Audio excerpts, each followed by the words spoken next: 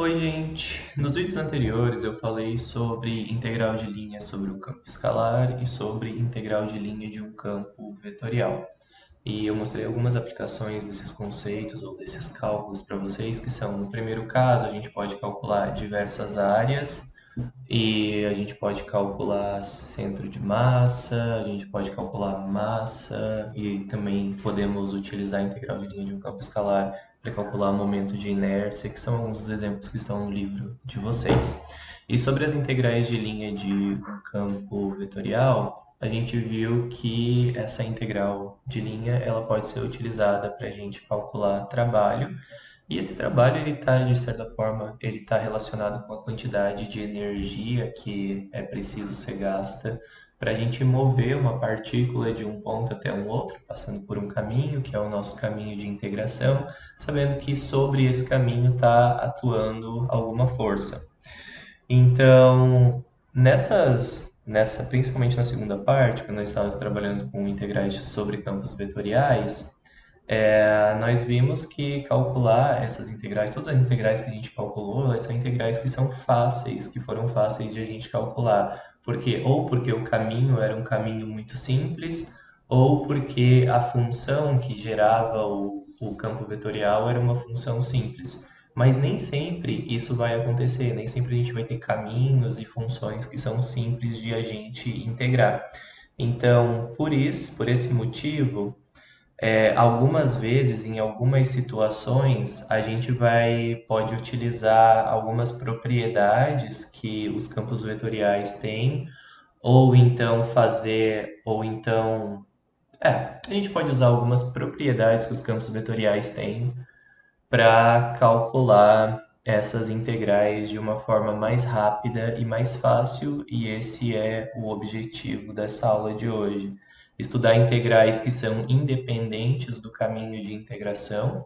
Essas integrais são integrais que não importa qual caminho eu siga para ir de um ponto até o outro, o valor da integral vai ser sempre o mesmo, ou o valor do trabalho vai ser sempre igual, porque a gente está falando apenas de integrais sobre campos vetoriais.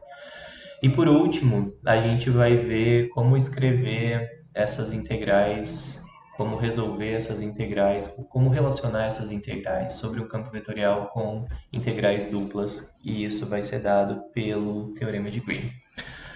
Antes de a gente falar sobre isso, eu quero só fazer uma rápida revisão sobre alguns cálculos que a gente vai precisar fazer, e essas revisões são sobre essas três coisas que estamos falando aí. A primeira coisa delas é sobre gradiente. Nós vimos que o gradiente de uma função, se eu tenho uma f de x, y, z, esse gradiente ele é um vetor e ele é a derivada de f com relação a x na direção do vetor i mais a derivada de f com relação a y na direção do vetor j, mais a derivada de f com relação a z na direção do vetor k. Esse é o nosso vetor, esse é o campo gradiente, né? E é assim que a gente calcula esse campo. Além disso, a gente pode lembrar que a gente tem algumas interpretações para esse campo gradiente, que ele vai indicar para a gente qual é o sentido de maior crescimento do nosso campo escalar. Então, o gradiente a gente aplica sobre um campo escalar e obtém um campo vetorial. Depois disso, nós falamos sobre campos conservativos e nós vimos que a definição de um campo conservativo é o seguinte: eu vou ter um campo vetorial, esse campo vetorial ele vai ser um campo conservativo, então eu vou chamar esse campo vetorial de f, se eu puder escrever ele como o gradiente de uma função escalar u. Então, se eu puder dizer que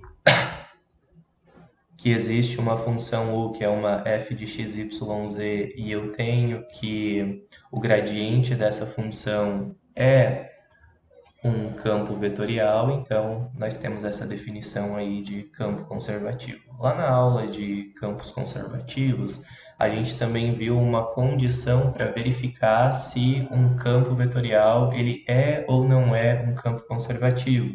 E aí nós vimos que a que o rotacional ele indica para a gente se esse campo ele pode ou não ser um campo conservativo, e nós vimos que para ser um campo conservativo, o rotacional dessa função precisa dar zero. Então, para a gente saber se um campo é ou não um campo conservativo, a gente pode usar essas duas informações aqui. A primeira é, para ser um campo conservativo, o campo vetorial f ele precisa ser o gradiente de alguma função, mesmo que a gente não conheça qual é essa função, ou então o rotacional desse campo precisa ser igual a zero. E aí, por último, falamos sobre integral de linha sobre um campo vetorial. E essa integral de linha, ela determina para a gente o trabalho que uma força realiza para mover uma partícula de um ponto até o outro. Essa integral sobre um caminho C, geralmente ela é indicada por f dr, né? E para a gente calcular essa integral, nós pegamos alguns valores de t indo de A até B, da minha função f aplicada em cada um dos pontos do meu caminho r de t, e multiplicamos isso aqui pela derivada de r de t, integramos com relação a t. Então, mais ou menos é isso que a gente viu sobre integral de linha de um campo vetorial. E aí, na aula passada, ou na aula que eu falei para vocês sobre campos vetoriais, eu fiz o cálculo de uma integral de linha passando por dois caminhos, mas esses dois caminhos começavam num ponto e terminavam no mesmo ponto. Então, eu tinha esse campo vetorial aqui, 2x, yz e 3z, e eu calculei qual era o trabalho que uma força realizaria para ir do ponto A até o ponto B, passando sobre uma parábola, que é essa parábola que está desenhada aqui do ladinho. E aí eu encontrei que esse trabalho era um trabalho de 28 unidades de trabalho. E depois disso eu calculei esse mesmo trabalho, só que num caminho diferente. E esse caminho diferente é esse caminho que está meio ruim aqui, mas que ele começava no ponto A, ia até a origem e depois ia para o campo B, para o ponto B.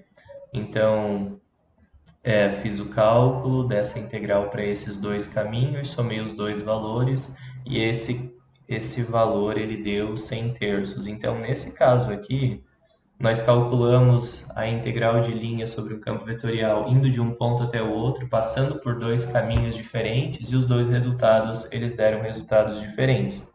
Só que aí uma coisa interessante aconteceu lá no exercício 27 da seção 9.4.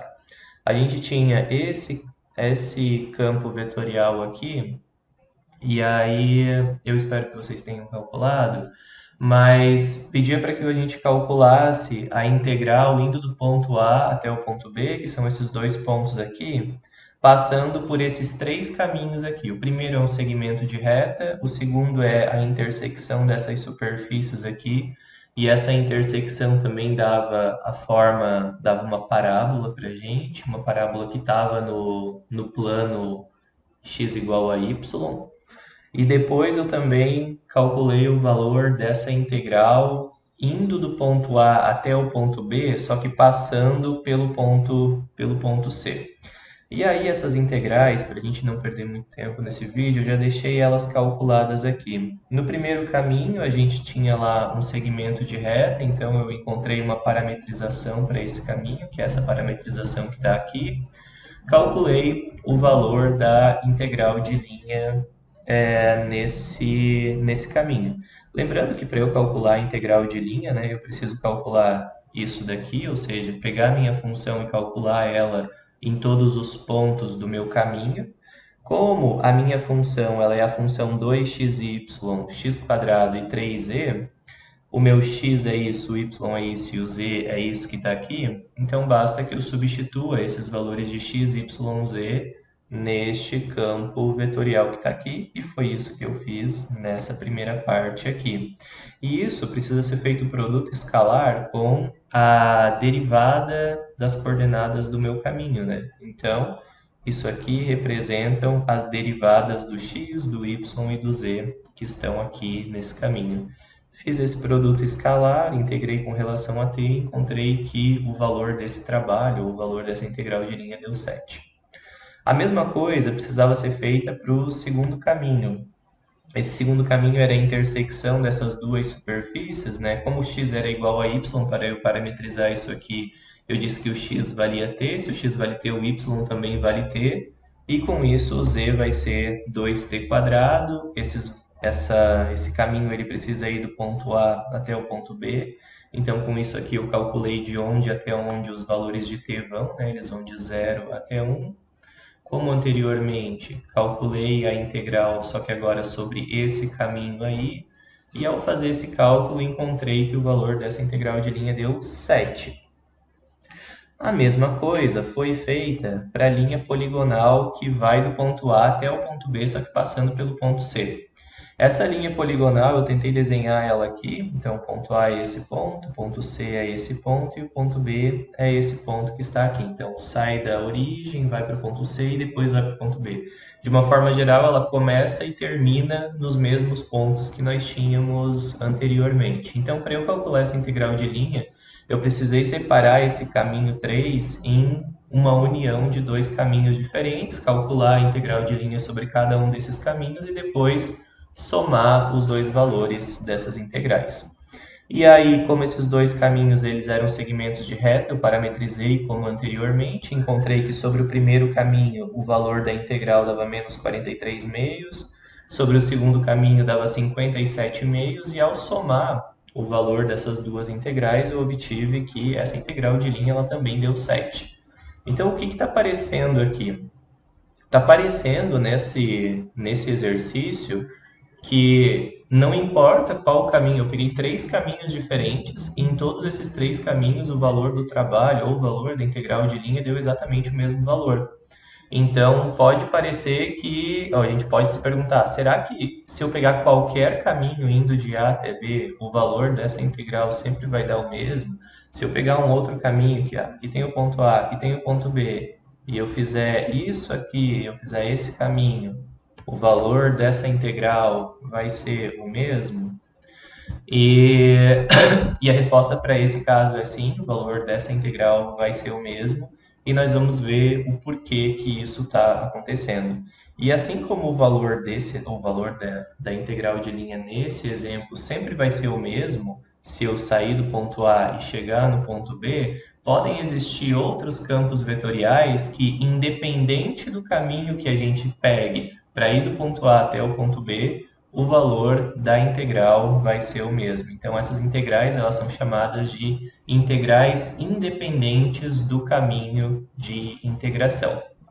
E está aqui dizendo, então, qual é a definição disso aí, né? Digamos que eu tenha f e ele seja um campo vetorial contínuo. Um campo vetorial contínuo é aquele que tem derivadas parciais contínuas, né? Então, essa integral que eu tenho aí desse campo vetorial, ela é independente do caminho de integração, se para qualquer par de pontos A e B nesse domínio, o valor da integral é o mesmo para todos os caminhos que iniciam em A e que terminam em B. Mas aí, é claro, vem as perguntas, né? Como que eu vou identificar se uma integral ela é ou não é independente? E aí, a gente pode calcular essa integral conhecendo apenas os pontos A e B? E ainda, e se o caminho que eu estou tomando ele for um caminho fechado, ou seja, digamos que aqui é o ponto A e eu pego esse caminho aqui e aqui também é o ponto B. Qual vai ser o valor dessa integral se esse caminho ele for fechado? Então essas são algumas perguntas que podem surgir com relação a essa definição de integral independente de caminho de integração. E são essas perguntas que a gente vai tentar responder nessa primeira parte dessa aula. Então, para a gente responder essa pergunta aí, eu vou começar falando sobre esse teorema aí, que é o teorema 9.5.3, que ele me diz o seguinte: se eu tenho uma função escalar, né, u, e essa função ela está num domínio convexo, ou num domínio que eu consiga calcular quais são as derivadas dela, tal que o gradiente dessa função é igual a um campo vetorial e isso é contínuo, Então, a integral de linha sobre esse campo vetorial, ela vai ser exatamente igual ao valor da função u menos no ponto B, menos o valor da função u no ponto A. O que esse teorema está dizendo para a gente? Isso aqui me dá exatamente a definição de um campo conservativo. Então, o que eu estou dizendo? Se eu tenho um campo vetorial que ele é um campo conservativo, e eu quero calcular qual é o valor da integral de linha começando no ponto A e terminando no ponto B, o valor dessa integral de linha vai ser o valor dessa função que me gera esse campo vetorial, que é um campo gradiente, né? No ponto B, menos o valor dessa função no ponto A. Isso aqui é basicamente, isso aqui representa para a gente aqui no cálculo vetorial, é exatamente a definição, é exatamente o teorema fundamental das integrais de linha. Ele lembra para a gente o teorema fundamental do cálculo, né? E esse aqui é chamado de teorema fundamental das integrais de linha.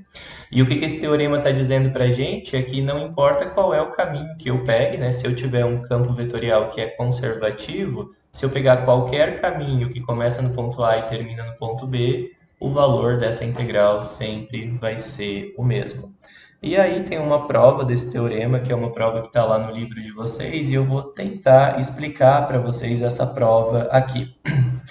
Então, queremos provar que a integral de linha sobre um campo conservativo, que é esse campo que está colocado aqui, é o valor da função potencial no ponto B menos o valor da função potencial no ponto A, sabendo que essa função potencial é uma função escalar que gera esse campo vetorial f aqui.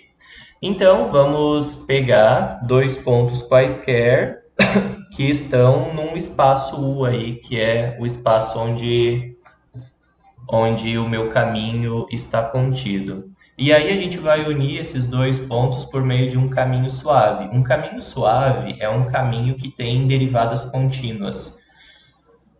E aí eu vou dizer que esse caminho que está ligando os pontos A e B, eu posso parametrizar ele, como a gente já parametrizou vários caminhos, e ele vai ser dado por funções de t trabalhando no R3. Então, essa integral de linha sobre um campo vetorial, sabendo que esse campo vetorial ele é o gradiente de uma função, a gente pode escrever dessa forma aqui. E aí, para calcular a integral de linha, nós precisamos pegar o nosso campo vetorial e aplicar ele a todos os pontos do nosso caminho.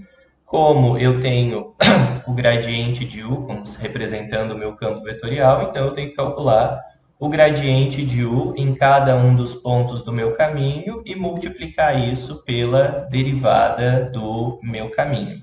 E aí, se eu desenvolver esse produto aqui, dizendo que essa expressão aqui, u de r de t, eu vou chamar ela de g de t, porque isso aqui vai me dar, é uma função aplicada em vários pontos, então eu vou dizer que ela é uma outra função e que é uma função composta.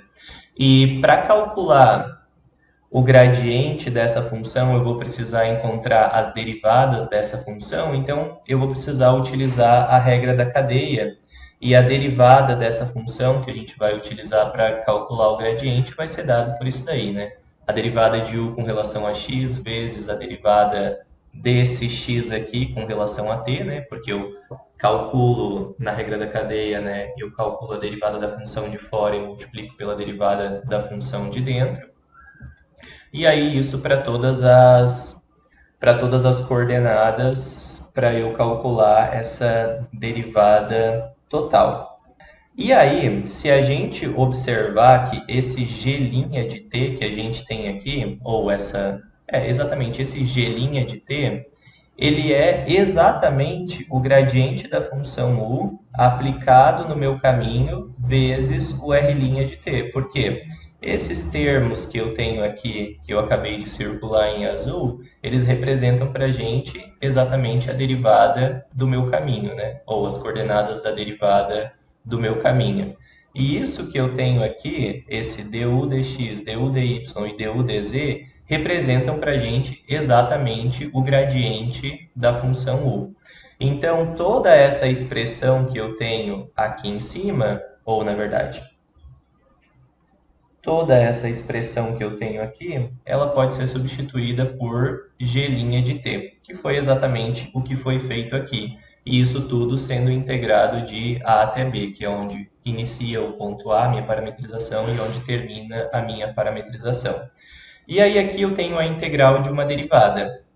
E se eu tenho a integral de uma derivada, eu sei que isso vai ser igual à própria função, variando de a até b. Só que essa função que eu tenho, ela foi definida como sendo a função u aplicada no meu caminho, né?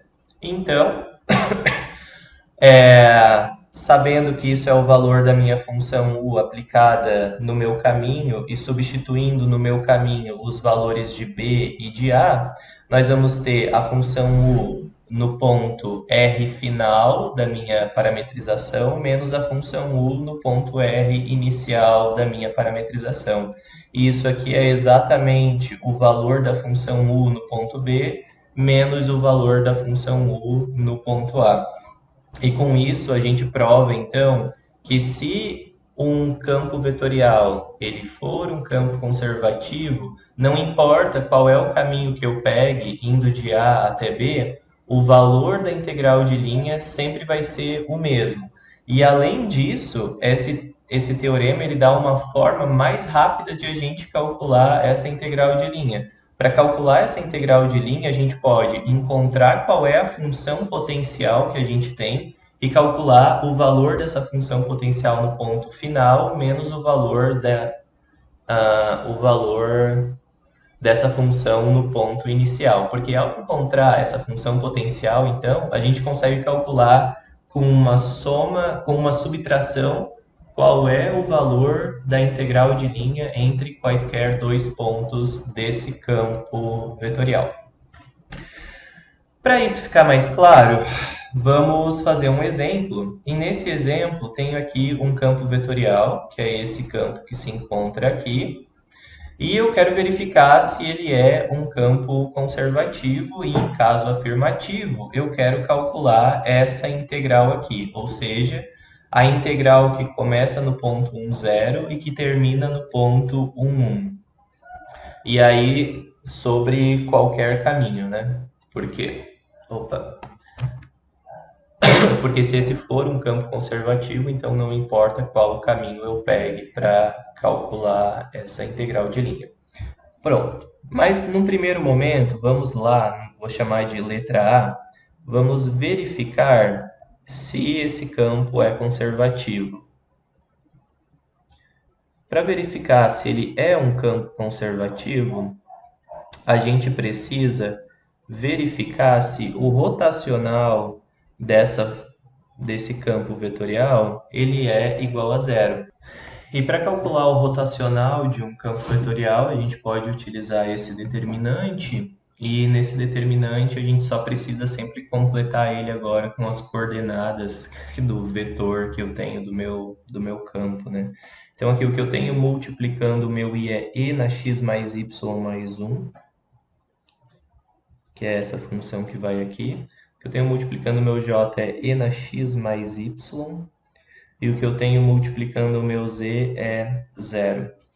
E aí, então, para calcular esse rotacional, nós vamos ter um vetor i que vai multiplicar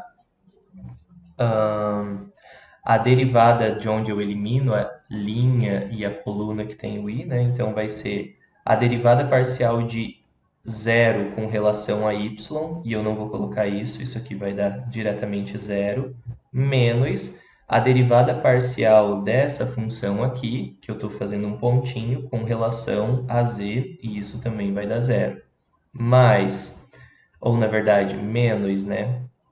Porque cada um dos termos eles vão trocando de valor. O j, que vai multiplicar agora um determinante onde eu elimino essa linha e essa coluna que eu risquei. Então, esse j ele vai multiplicar a derivada de x, a derivada de 0 com relação a x, isso dá 0, menos a derivada de z dessa função que está aqui embaixo, onde eu estou riscando, que é e na x mais y mais 1. E isso aqui também dá zero, porque não tem nenhum z aí. Agora, mais k, que vai multiplicar o determinante dessa matriz que sobrou aqui. A derivada desta função aqui com relação a x, isso é e na x mais y, menos a derivada dessa função aqui com relação a y, fazendo esse determinante, isso também é e na x mais y. Aí a gente pode ver que isso aqui vai ser igual ao vetor k, que multiplica zero, porque isso dá zero, e isso aqui dá zero. Como esse rotacional deu zero, então isso aqui é um campo conservativo. Sabendo que isso aqui é um campo conservativo, a gente já tem uma ideia de como a gente pode calcular essa integral de linha aí. A gente pode pegar um segmento de reta que vai do ponto 1, 0 até o ponto 1, 1, né? Parametrizar esse segmento de reta e depois de fazer essa parametrização, calcular essa integral de linha como a gente calculou anteriormente. Mas a gente também pode calcular essa integral de linha encontrando qual é a função potencial que a gente tem aqui em cima, e aí fazendo o valor dessa função no ponto B menos o valor dessa função no ponto A. Então, eu vou calcular o valor dessa integral de linha utilizando esse segundo procedimento que me diz que eu preciso encontrar uma função potencial. Então, lá desse teorema, eu tenho que se é um campo conservativo, esse campo conservativo ele é igual ao gradiente de uma função u, e eu vou determinar agora exatamente quem é essa função u. Então, o gradiente de uma função u, na verdade, ele é igual ao meu campo vetorial.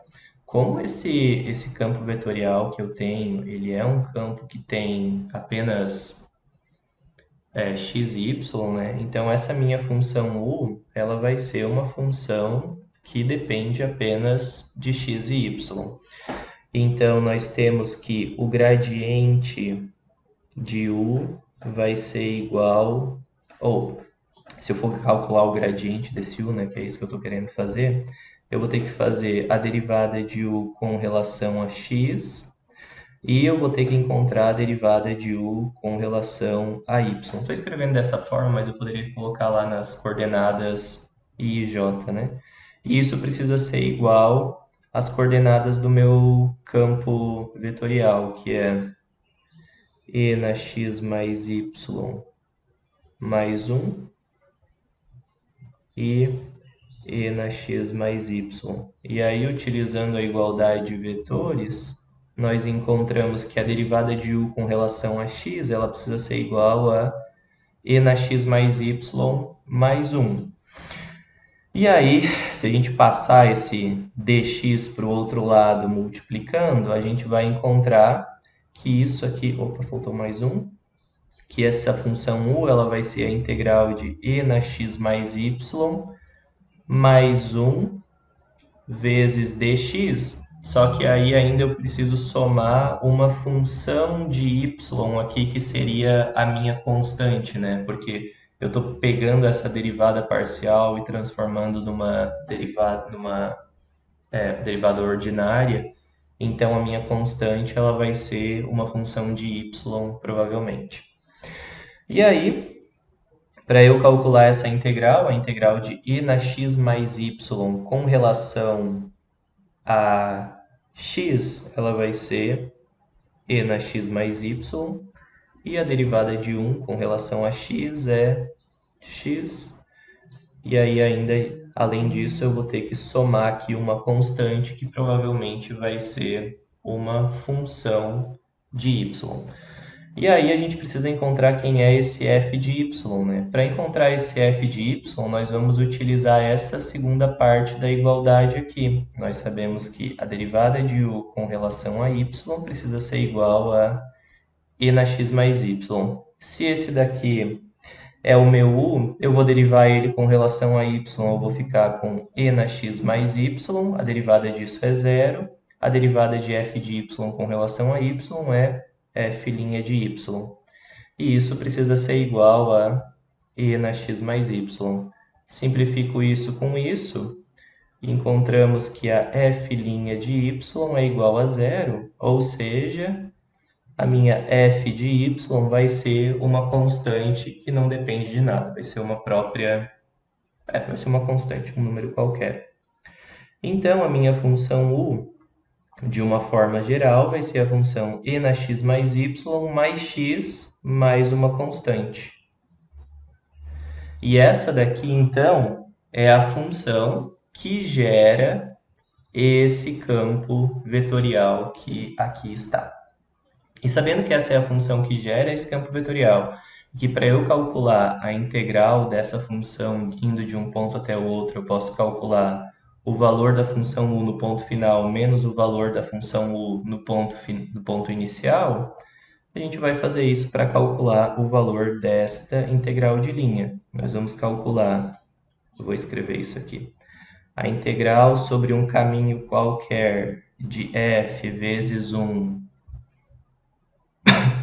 vezes dr, vai ser o valor da função u no ponto 1, que é o ponto final, menos o valor da função u no ponto inicial.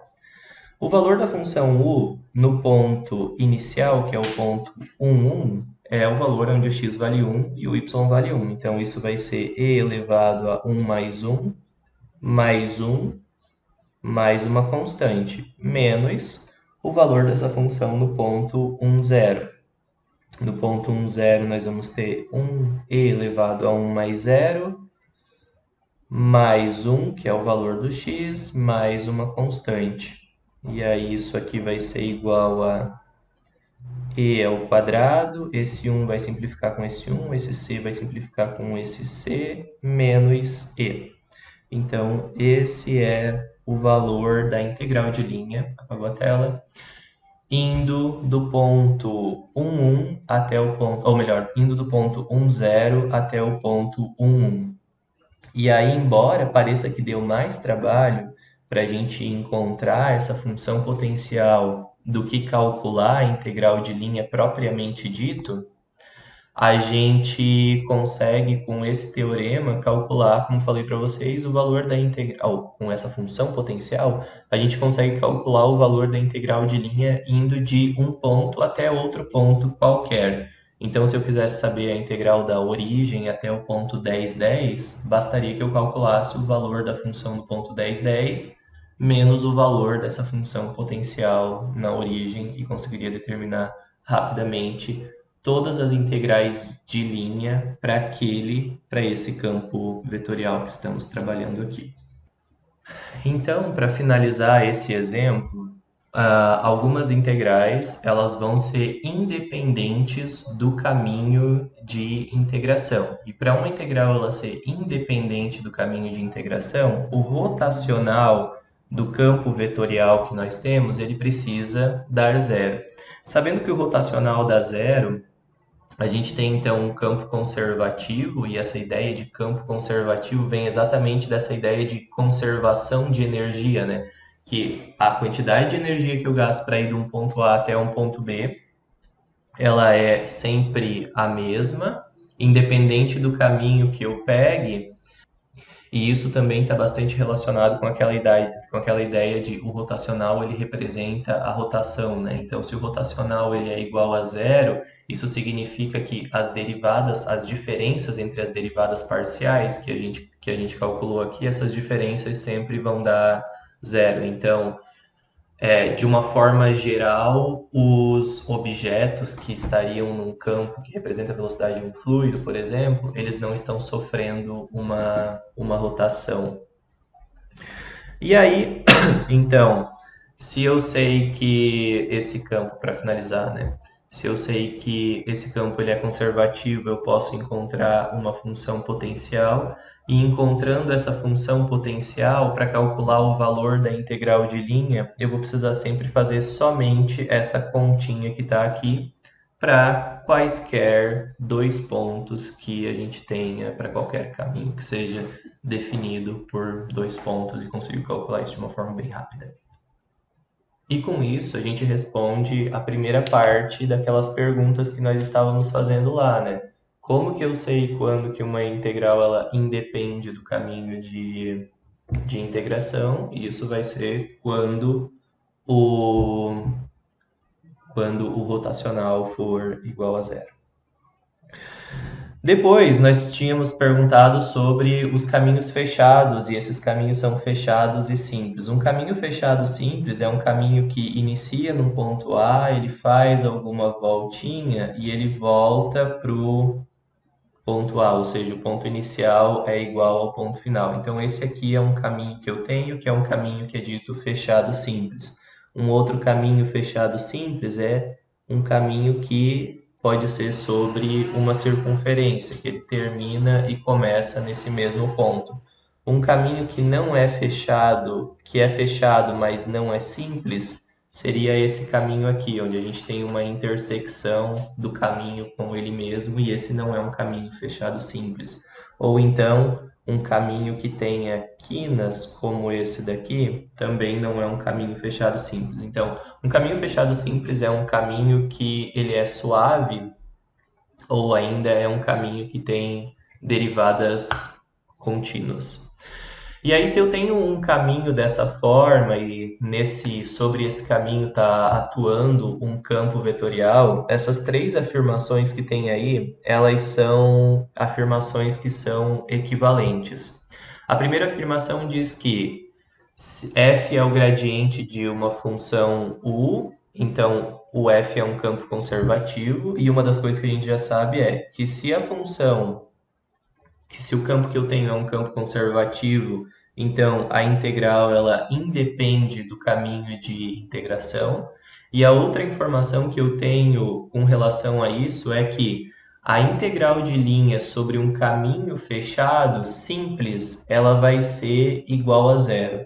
Então, se eu tenho um campo conservativo, a integral que começa e termina nesse ponto, passando sobre esse caminho fechado, essa integral sempre vai dar zero. E por que que isso acontece? Tem uma prova rápida para isso daqui, e essa prova está colocada aqui. Imaginem que eu tenha um campo vetorial e eu tenha um caminho que seja esse caminho que está aí, essa coisinha, esse feijão aí, tipo esse feijão que parece um caminho. Eu posso pegar esse caminho e dividir ele em duas partes, né? E calcular uma começando no ponto P e terminando no ponto Q, e outra começando no ponto Q e terminando no ponto P. E aí, claro, eu estou falando sobre um campo conservativo. Então, vocês devem concordar comigo que se esse é um campo conservativo, pelo que a gente acabou de ver, a integral sobre esse caminho de integração aqui, ela começando no ponto P e terminando no ponto Q, ela vai ser exatamente igual à integral que começa no ponto Q e termina no ponto P, só que com o sinal trocado. Porque como a gente viu lá na primeira aula de integrais de campo vetorial, quando eu tenho integrais onde a gente muda a direção do meu caminho, o valor da minha integral de linha, ele troca de sinal. Então, como indo do ponto P até o ponto Q, por qualquer caminho, o valor da integral é o mesmo, só que como aqui a gente tem direções que são trocadas, né? Elas estão com direções opostas, então, se eu somar a integral desse caminho aqui com a integral desse caminho aqui, as duas vão dar zero, porque elas têm exatamente o mesmo valor, só que com o sinal trocado. E isso sempre vai acontecer para todas as integrais de linha de campos vetoriais conservativos que têm um caminho fechado simples. Para mostrar que a utilidade desse teorema, imagine que eu queira calcular a integral de linha desse campo vetorial, onde a primeira coordenada, ou a primeira coordenada dos vetores do campo vetorial são essa, e a segunda coordenada é essa. e eu quero calcular qual é essa integral de linha sobre esses três caminhos. Essa circunferência e essa espiralzinha que está aqui. Como a gente pode perceber, eles são todos caminhos diferentes, e para eu calcular essa integral de linha, eu teria que fazer encontrar várias parametrizações para todos esses caminhos e, além disso, depois calcular todas essas integrais, que pode dar um certo trabalho. Então, a primeira coisa que eu vou tentar fazer aqui é verificar se esse campo vetorial ele é um campo conservativo. Para verificar se ele é um campo conservativo, eu já fiz essas contas, a gente precisa calcular o rotacional desse campo vetorial. Eu não mostrei para vocês nas aulas anteriores, mas antes de calcular esse rotacional, eu quero voltar lá no exemplo de cima, porque todos os rotacionais de campos 2D, eles vão ter as duas primeiras coordenadas sendo zero, porque a gente tem derivadas parciais com relação a z aqui, e essas derivadas parciais sempre vão dar zero, independente de se as derivadas parciais de x e de y não derem zero. Então, de uma forma geral, o que a gente sempre vai ter num campo vetorial 2D para calcular o rotacional é a derivada parcial de x menos a derivada parcial de y multiplicando o vetor k. Então, para calcular o rotacional daquele ponto, desse campo vetorial aqui embaixo, eu só calculei essas duas derivadas parciais. A derivada parcial desse campo com relação a x, que é a derivada parcial dessa função que está aqui, e a derivada parcial dessa função aqui com relação a y, e vi que essas duas derivadas deu zero, então se eu somar vai dar zero, e portanto esse é um campo conservativo. Se esse é um campo conservativo e esse caminho que eu tenho aqui é um caminho fechado, eu nem preciso fazer contas, eu já sei que o valor dessa integral de linha vai dar zero. A mesma coisa a gente poderia pensar para esse caminho aqui. Só que esse caminho que a gente tem aqui, ele é um caminho fechado, só que ele tem um problema. Esse caminho aqui, ele não tem derivadas parciais contínuas nesse ponto aqui. Porque se eu fizer a derivada parcial dessa função com relação a x, eu vou ficar com esse denominador e com esse denominador na derivada parcial com relação a y. E a gente não tem derivadas contínuas nesse ponto.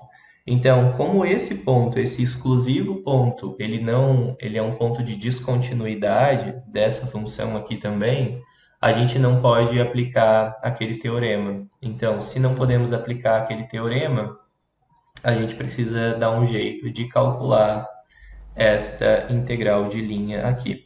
E para calcular essa integral de linha, eu fiz como a gente já tinha feito anteriormente. Parametrizei essa circunferência, o t ele vai de 0 até 2π, substituí os x e y da função lá em cima que eu tenho por seno e por cosseno, da medida que eu tenho x e y aqui. Calculei o valor dessa integral, e o valor dessa integral deu exatamente 2π, como está aqui. E aí, um resultado interessante com relação a esse exemplo, e que provavelmente eu vou pedir para vocês provarem em algum momento, é que o trabalho, ou o valor dessa integral de linha, ele vai ser igual para qualquer circunferência que esteja centrada na origem. Então, se vocês se sentirem desafiados, vocês já podem tentar calcular por que isso é verdade, né? Porque esse trabalho sempre vai ser 2π, independente de qual circunferência eu pegue aí centrada na origem. E aí, por último, a gente tem que calcular a integral sobre esse caminho aqui, que começa no ponto A, termina no ponto B, passando por essa função. A gente poderia encontrar uma parametrização para essa função que está aqui, mas é difícil encontrar isso.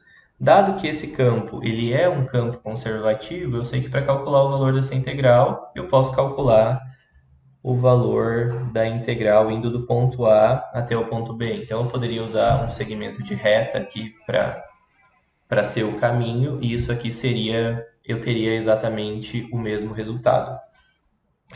Mas se eu não quiser fazer isso, né, sabendo que esse é um campo conservativo, eu posso também encontrar qual é a função potencial que gera esse campo vetorial que está aqui nessa função, né? E foi isso que eu fiz aqui. Para encontrar essa função potencial, eu sei que a derivada parcial de u com relação a x precisa ser igual à primeira coordenada do meu campo vetorial. Então, como anteriormente, isolei esse u, integrei com relação a x. Depois, peguei a derivada parcial de u com relação a y, ela precisa ser igual à segunda coordenada do meu campo vetorial. Então, derivei o u, igualei aquilo ali, encontrei essa função aqui para ser a minha função potencial. E aí, sabendo que essa é a minha função potencial, eu posso calcular o valor da integral de linha indo de um ponto até o outro, fazendo o valor dessa função no ponto final menos o valor dessa função no ponto inicial. E aí encontrei que este daqui é o valor da integral de linha para esse caso, que eu não coloquei em decimais, mas poderia ter colocado.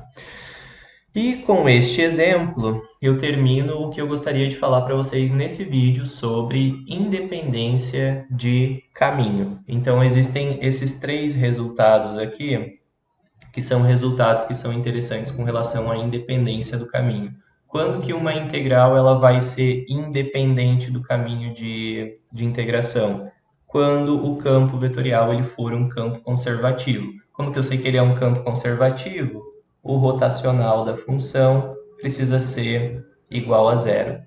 E aí, se eu sei que o rotacional é igual a zero, qualquer caminho que começa no ponto A e termina no ponto B, ele vai ter exatamente o mesmo valor, ou vai ter o mesmo trabalho, e todos os caminhos que são fechados vão ter integrais iguais a zero, exceto aqueles onde a função não é contínua, como nesse caso que foi dado aqui. Bom, pessoal, na segunda parte desse vídeo eu quero falar para vocês sobre esse teorema que se chama o Teorema de Green. O Teorema de Green ele vai associar as integrais de linha de um campo vetorial com as integrais duplas que vocês já conhecem. Então, imaginem que se a gente tem um campo vetorial e esse campo vetorial ele é do R2, o Teorema de Green me diz que a integral de linha sobre um caminho fechado desse campo vetorial ele é igual à integral dupla sobre essa região, e essa região representa o caminho de integração da derivada do f2 com relação a x menos a derivada do f1 com relação a y, e isso integrado com relação a essa área que é formada por essa região. Então, esse símbolo aqui indica para a gente que a gente está calculando a integral sobre um caminho fechado, e a integral de linha a gente pode representar dessa forma, mas isso aqui é exatamente a mesma coisa que a integral de f vezes dr, né? Onde o f1 e o f2 são as coordenadas do f, e o dx dy representam as coordenadas da derivada do meu caminho parametrizado. Uma demonstração para esse teorema está aqui no livro de vocês. Então, foi daqui que eu tirei um print daquilo lá. E para a gente demonstrar esse teorema aqui, a gente precisa demonstrar que essas duas coisas elas são iguais.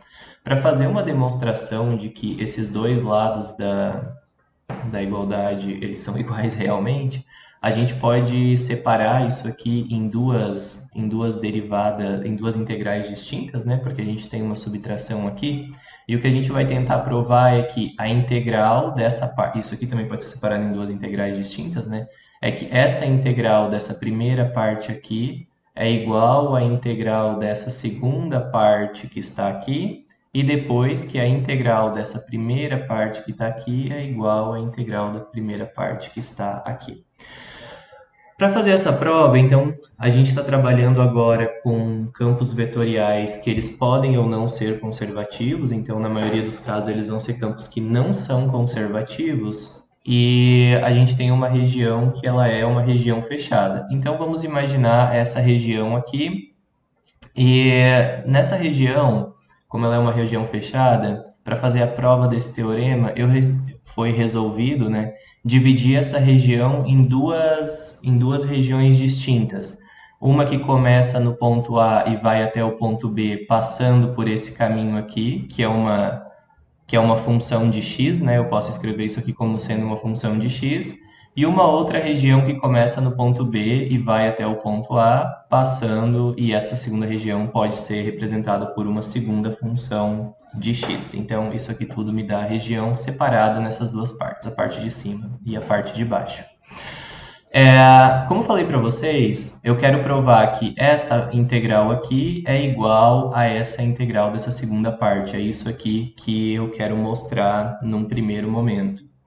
Então, se eu quero calcular qual é a integral de linha de uma f1 dx e eu repartir essa minha região de integração em duas partes diferentes, eu vou precisar calcular a integral de linha sobre esse caminho e a integral de linha sobre esse caminho aqui.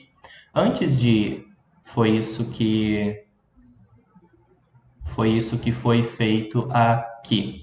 Para eu calcular a integral daquela primeira parte lá de linha, eu preciso calcular a integral sobre o caminho 1 mais a integral sobre o caminho 2. Uma coisa que a gente consegue perceber é que a integral sobre esse caminho aqui, que vai do B até o caminho A, ela é igual à integral que vai do A até o B, só que com o sinal trocado. Então, essa expressão ela foi escrita aqui, a integral sobre aquele segundo caminho, o que está em cima é igual ao caminho, a integral sobre o caminho 2 com sinal trocado. E aí, então, para calcular essas integrais de linha aqui, eu preciso calcular a minha função, né, em todos os pontos que eu conheço, que são os pontos x e os meus pontos g1 de x, porque eu estou dizendo que essa parametrização ela foi feita de acordo com x, né? Então, ao invés de dizer que foi t, eu fiz como sendo x, menos a minha f1 aplicada nos pontos x e no segundo caminho, então, é assim que eu calculo a integral de linha normalmente, né? Como era só dessa primeira parte, separei nessas duas diferentes. Então, escrevi isso para essa parte aqui. E aí agora eu vou desenvolver, ou o livro vai desenvolver essa parte aqui, que é a segunda parte lá das integrais duplas. A integral dupla sobre aquela região, né? A gente sabe que para calcular a integral dupla eu tenho que ter um valor de x indo de A até B, e a gente pode perceber que esses x eles vão de A até B, e que os y's dessa função eles variam de g1 de x até g2 de x. Então, tá aqui os meus limites de integração da função f1 sendo integrada com relação a y dy, né? Só que se eu sei que se eu faço essa integral de uma função de y, né, da derivada de uma função de y com relação a y, isso vai me dar a própria função integrada indo de g1 até g2. E aí, se eu aplicar, né, os limites de integração, eu vou ficar com a f de x e g2 de x, né, porque é o limite de cima, menos a f de x, g1 de x, que é o limite de baixo, isso integrado com relação a x. E se eu puser esse sinal de negativo para fora, eu vou inverter o sinal do que está aqui dentro, a gente vai perceber que essa integral que está sendo calculada aqui é exatamente igual a essa integral que está sendo calculada aqui, porque essa daqui eu posso abrir em duas integrais distintas. E aí, então, a gente prova que a integral de f1 dx sobre o caminho fechado, ela é igual à integral dupla sobre aquela região integrada com relação a x e depois com relação a y. E se a gente fizer um procedimento parecido agora, considerando a região dividida em duas partes dessa forma aqui, com o y indo de C até D e com os x indo de H1 até H2, a gente vai conseguir demonstrar a segunda parte que está aqui. Então, de uma forma geral, o teorema de Green ele me diz que uma integral de linha ela pode ser escrita como a integral dupla sobre uma determinada região. E esse teorema ele vai ajudar a gente a calcular integrais que são difíceis de calcular à mão. Para a gente ver uma aplicação desse teorema, digamos que eu queira calcular a integral de linha sobre esse campo que está aqui, que não é um campo muito complicado, mas ela segue um caminho fechado que começa no ponto 0, 0, vai para o 0, 1 e depois vai para o 0, 2. Percebam que para calcular essa integral de linha eu vou desenhar qual é esse caminho que nós temos. Nós temos aqui o ponto 0, 0, Depois nós temos aqui o ponto 1, 2. E depois nós temos aqui o ponto 0, 2. Então, nós teríamos um caminho que seria este daqui, olha. Ele começa aqui e vem para cá, depois daqui ele vem para cá, seguindo essa orientação, né? E depois daqui ele vem para cá. Ficou péssimo meus últimos desenhos. Então, opa, nesta orientação. Percebam que para calcular essa integral eu teria que fazer 3 parametrizações para cada um desses 3 segmentos que estão colocados aqui e calcular 3 integrais de linhas diferentes, embora isso não seja tão difícil de calcular nesse caso, mas dá bastante trabalho. Mas como usando o teorema de Green, então, nós sabemos que essa integral de f de 1 dx mais f de 2 dy, ela vai ser igual à integral dupla de uma região da derivada parcial de f2 com relação a x menos a derivada parcial de f1 com relação a y, isso integrado em relação a y em relação a x. Isso aqui tanto faz qual é a ordem que a gente for colocar, porque a gente precisa ver qual que é quem que a gente vai colocar nos limites de integração aqui primeiro e quem que a gente vai colocar por segundo, né? Então, é claro que nesse caso aqui a gente consegue identificar que o f1 é y², que o f2 é o 2x². E aí, a gente precisa ter uma região de integração. A minha região de integração para calcular aquela integral dupla é essa região que está aqui. Nessa região que está aqui, a gente consegue perceber que os valores de x eles estão variando entre 0 e 1 e que os valores de y todos eles estão limitados por essa retinha que está aqui em cima e toda essa retinha está abaixo dessa segunda reta que está aqui embaixo. Essa reta que está aqui, a gente pode perceber que ela é a reta y igual a 2x, né? E essa reta que está aqui, a gente pode perceber que ela é a reta y igual a 2. Ah, por que essa daqui é a reta y igual a 2x? Porque ela começa no 0, 0, e para uma unidade de x eu tenho 2 unidades de y. Então, de uma forma geral, a gente consegue perceber que o y ele vai variar de 2x até 2. E com isso eu consigo escrever essa integral de linha aqui sobre um caminho C dessa forma aí. E para calcular isso nós temos uma integral dupla. Essa integral dupla, os valores de y dela vão variar de 2x até 2. Então eu vou primeiro integrar com relação a y, né? E os valores de x vão variar de 0 até 1, então depois eu vou integrar isso aqui com relação a x. E a função que eu tenho aqui vai ser a derivada parcial de f2 com relação a x. A derivada parcial disso aí é 4x, né? Menos a derivada parcial de f1 com relação a y. A derivada parcial disso aqui com relação a y é 2y. E aí eu preciso resolver essa integral dupla aí. Para resolver essa integral, eu vou precisar primeiro integrar ela com relação a y.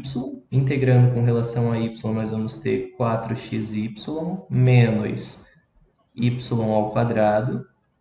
E esses valores de y, eles vão variar de 2x até 2. E depois eu preciso integrar isso aqui com relação a x.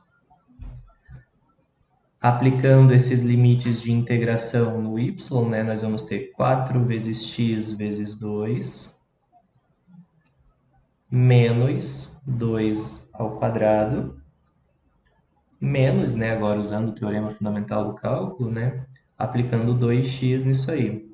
4 vezes x vezes 2x, menos 2x ao quadrado, tudo isso integrado com relação a x. Eu espero que vocês se lembrem de integrais duplas. Se não lembrarem, me consultem para a gente ver essa resolução aí. Então, aqui eu vou ter 8x, aqui eu vou ter menos 4, Aqui eu vou ter 8x² menos 4x². 8x² menos 4x² vai dar 4x² com um sinal negativo, menos 4x² dx. E aí eu integro isso aqui agora com relação a x. 8x² sobre 2 vai ficar 4x², menos 4x, menos 4x ao cubo sobre 3. E tudo isso aqui variando de 0 até 1. Aplicando os limites de integração, nós vamos ter 4 vezes 1, menos 4 vezes 1, menos 4 vezes 1, aqui faltou quadrado, 4 vezes 1 ao cubo sobre 3, menos 0, né? Não preciso colocar, porque todos os outros termos, quando eu aplicar o zero, vai dar 0. E isso aqui é igual a menos 4/3. Então, utilizando o teorema de Green sobre esse caminho fechado, a gente consegue transformar essa integral de linha que a gente teria que calcular ela sobre 3 caminhos em uma única integral. E aí, por vezes, esse teorema de Green sobre, e é claro que ele só é aplicável sobre caminhos fechados, ele vai facilitar os cálculos da gente da integral de linha.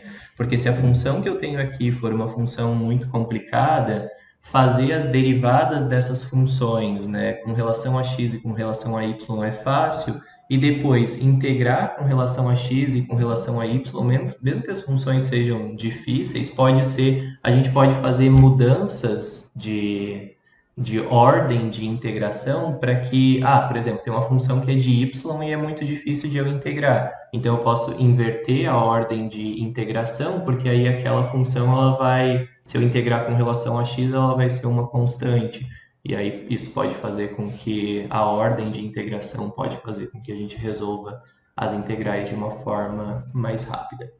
Mas bem, esse aí é então um exemplo de como calcular uma integral de linha utilizando o teorema de Green, que transforma essas integrais em uma integral dupla. Um outro exemplo foi esse exemplo que eu coloquei aqui. E eu quero calcular a integral de linha dessa função que está aqui, né? Lembro que esses dois termos que eu sublinhei, eles representam para a gente o campo vetorial, né? E o caminho que eu estou seguindo é uma circunferência de raio 3 no sentido horário. Poderia ser no sentido anti-horário, ou dá na mesma, né? Se eu estou seguindo uma circunferência no sentido anti-horário e no sentido horário, o que vai mudar no meu resultado é o sinal da minha integral, né?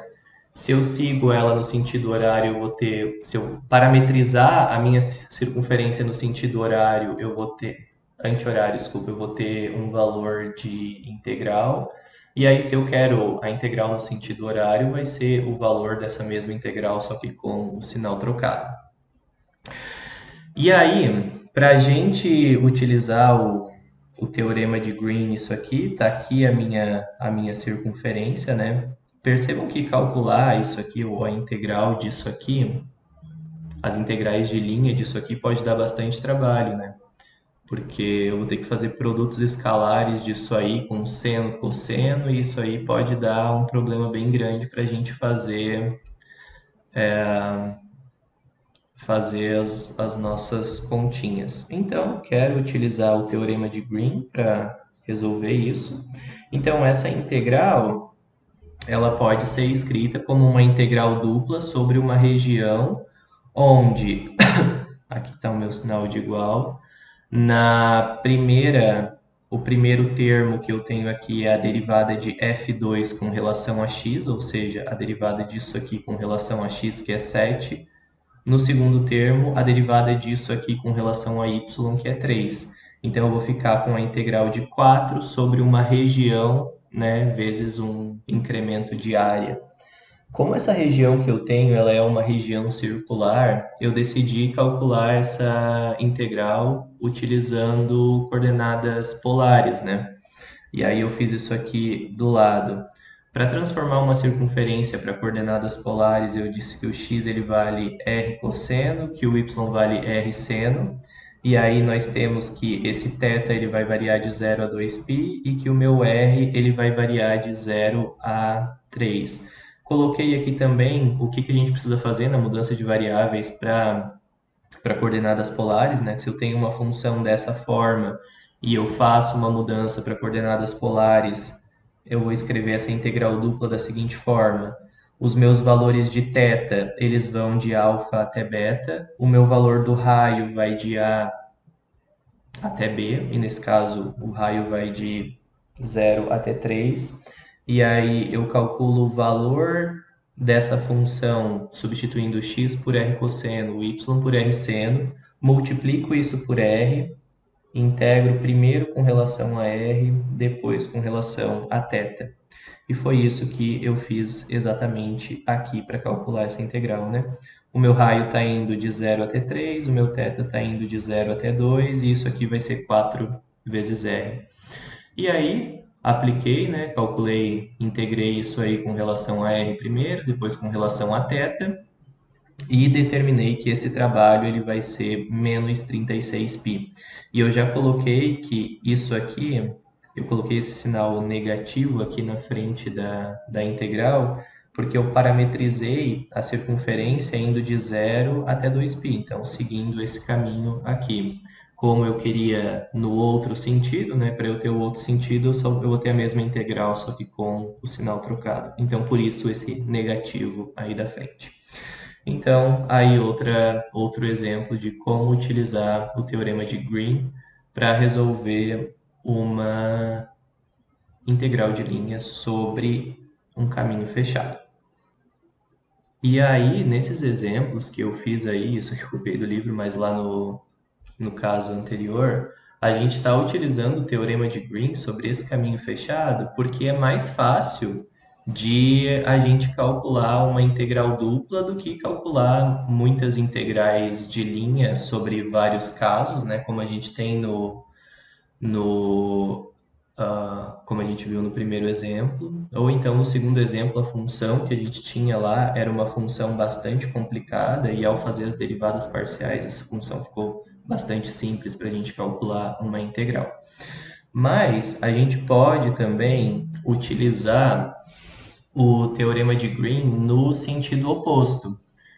Eu estava pensando sempre, né, em calcular a integral de linha sobre uma função que antes eu chamava aqui de f1 e aqui de f2, e isso era igual a essa integral dupla que estava aqui, só está com notação diferente porque eu peguei de outro livro aqui, mas a gente pode usar essa ideia no sentido contrário também, né? Escrever uma integral dupla como sendo uma integral de linha. E isso vai ajudar a gente, ou essa ideia vai ajudar a gente em casos como, por exemplo, quando a gente quer calcular a área de uma figura plana. Imagina então que a gente tem uma região que esteja aí no plano XY, e eu sei que essa região ela pode ser uma região qualquer, desde que eu conheça a função que gera essa região. Para eu calcular qual é a área dessa região, eu posso calcular essa integral aqui. Porque a gente sabe que a integral dupla ela dá um volume para a gente, né? Só que se a gente pega um volume e multiplica ele por... Só que se a nossa altura é 1, né? Então, numericamente, o volume ele é igual à área. Então, essa integral dupla de 1 vezes dA vai representar para a gente qual a área de uma figura. E aí eu quero mostrar para vocês como que o teorema de Green ele pode ajudar a gente a calcular essa área. Do teorema de Green, nós sabemos que sobre uma região, a derivada da função f2 com relação a x menos a derivada da função f1 com relação a y, isso é igual à integral sobre esse caminho fechado, né? Que pode ser esse caminho C, que é igual ao R de f de 1 dx mais f de 2 f2 dy.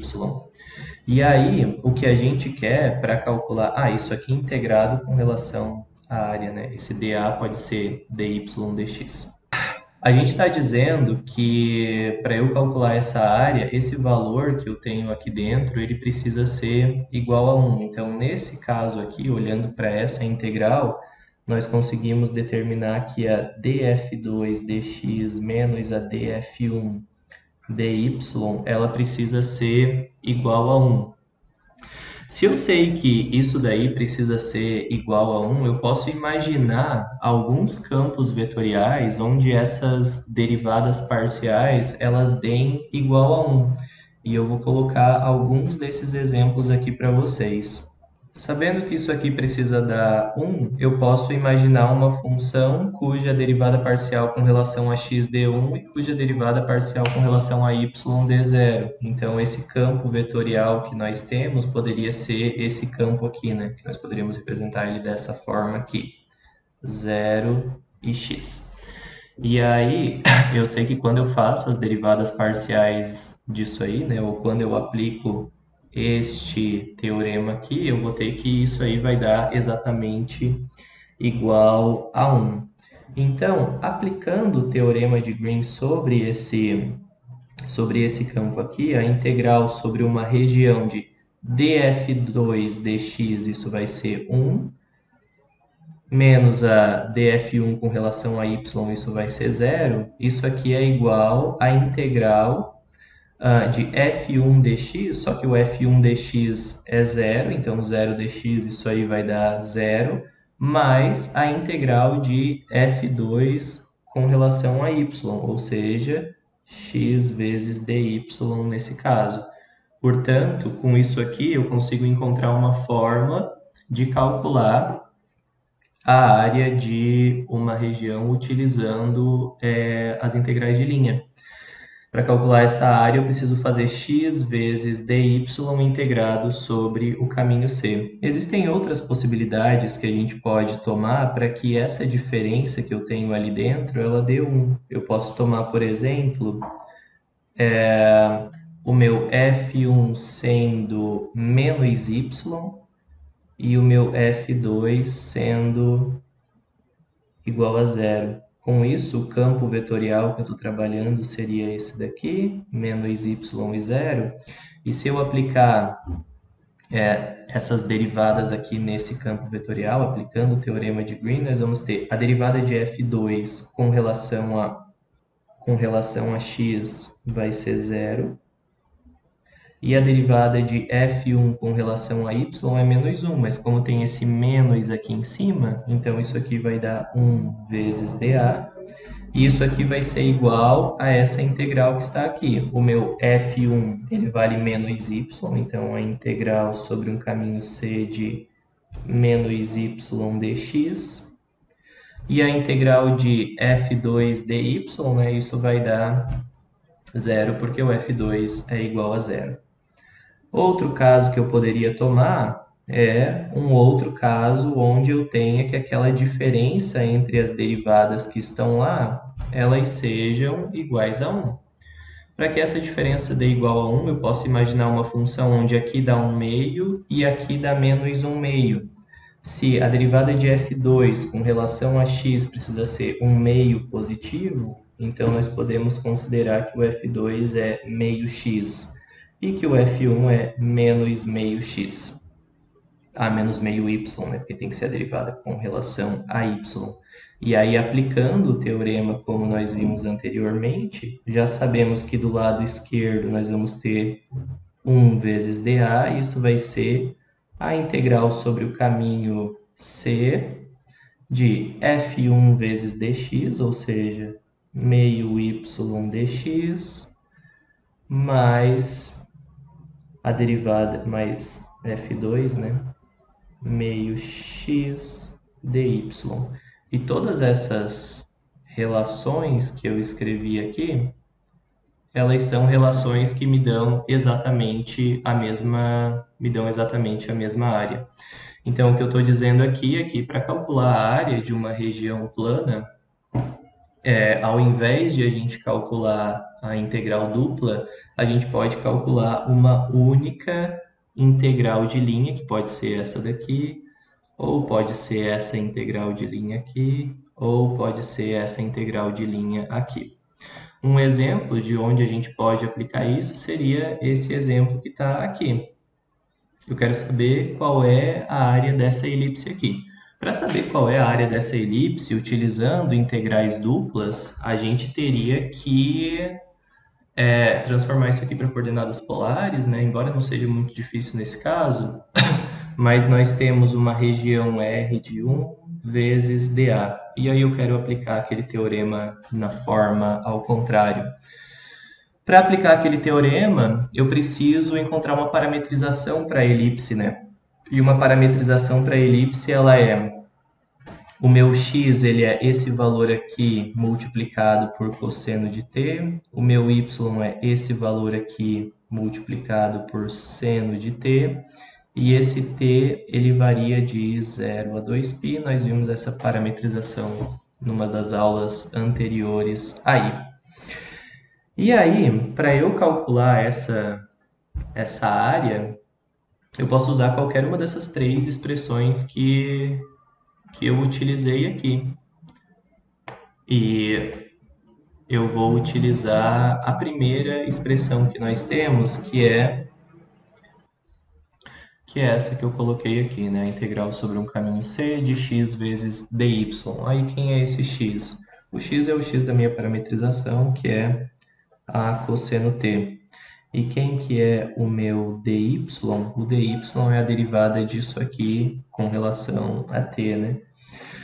Então, meu dy vai ser b vezes cosseno de t, tudo isso multiplicado por dt, e esse t ele vai variar de 0 até 2π.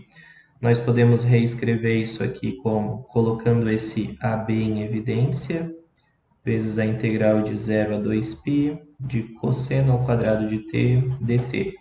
Para integrar cosseno ao quadrado, eu vou utilizar uma relação trigonométrica que me diz que o cosseno ao quadrado, eu posso escrever ele como sendo 1 menos cosseno de 2t sobre 2. E isso tudo integrado com relação a t. Na verdade, 1 mais cosseno de 2t. Isso tudo integrado com relação a t. Vou continuar fazendo essa integral aqui.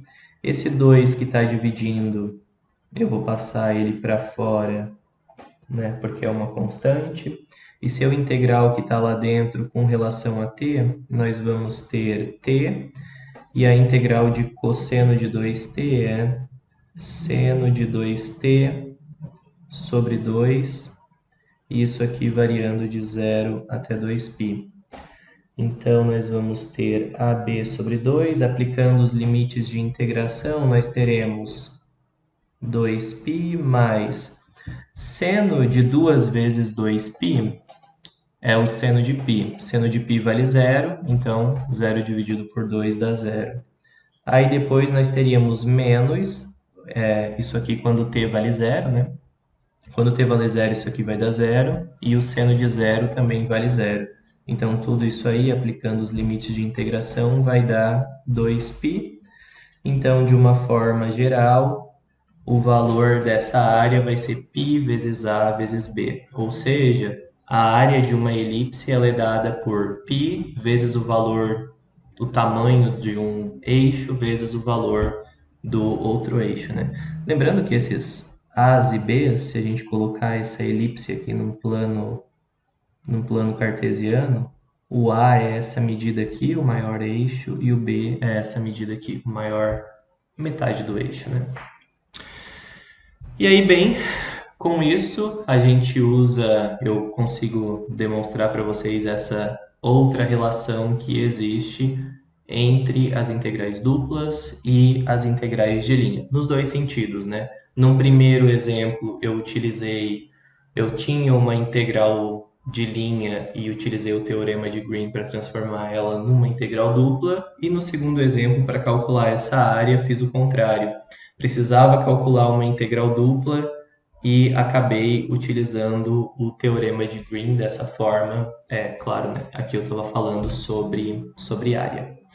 E com isso, termino essa aula onde nós estudamos dois conceitos principais. O primeiro conceito, que é independência do caminho de integração, e o segundo conceito é o teorema de Green. E esses dois conceitos eles vão ajudar a gente a calcular de uma forma mais fácil ou mais rápida integrais de linha de campos vetoriais.